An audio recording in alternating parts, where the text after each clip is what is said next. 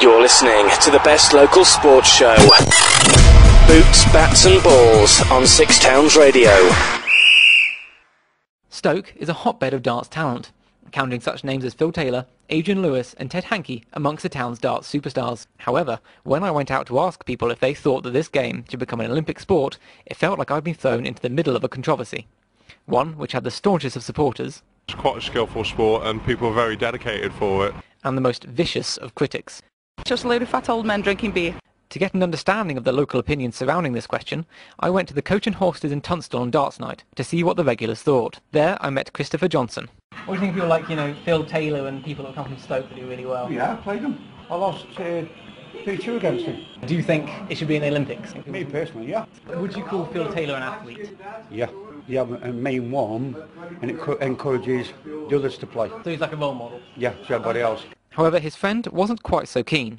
Where do you draw the line at what you call the Olympic Games? The Olympic game is supposed originally is running, wrestling, javelin, shot put. So you wouldn't call Phil Taylor an athlete? No. Oh, come on, though. Or any snooker player an athlete. This was clearly a difficult question. I took to the streets of Burslem to see what the common opinion was. Again, few people sat on the fence. Do you think darts should be in the Olympics? Personally, yes. Because if they can have a 50-kilometre walk or 20-kilometre walk as a sport, then why shouldn't darts be a sport? No, I don't think darts should be in the Olympics. And why is that? I think of the Olympics as being sports which have much more energy output than darts. So you wouldn't call people like Phil Taylor an athlete? I think sportsmen but not athletes. I mean, what have they got? They've got archery. That's almost the same thing, isn't it? It's arrows. I don't see any difference between that and possibly the shooting, which is you're aiming at targets. There's javelin. That's not aiming at a target, but it's still, a nice pointed instrument getting thrown over a long distance. It seemed that most were supportive of darts, although there might have been a bit of bias due to Stoke's local darts celebs. You've got people like Phil Taylor that all come... I love him. I used to live around the corner from him and I know his daughters. Well, that's one of the things to talk about from Stoke, isn't there? The darts history is pretty good with Eric Bristow and old Crafty Cockney, what used to be at the top of Borland Road and that. Fortunately, on a recent show, we were able to ask one of these celebs what they thought about the status of darts. Legend! It's Phil! The Power Sailor!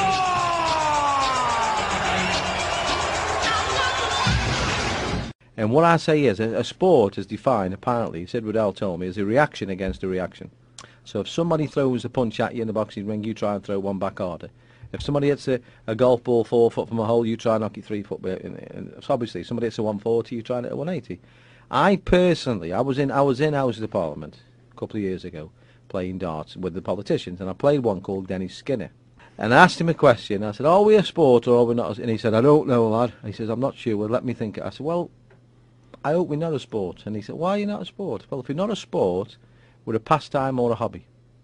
It's got to be, hasn't it? It can't be. If you're not a sport, what are you? You're a pastime or a hobby." And he looked at me, he went, "Do you know something?"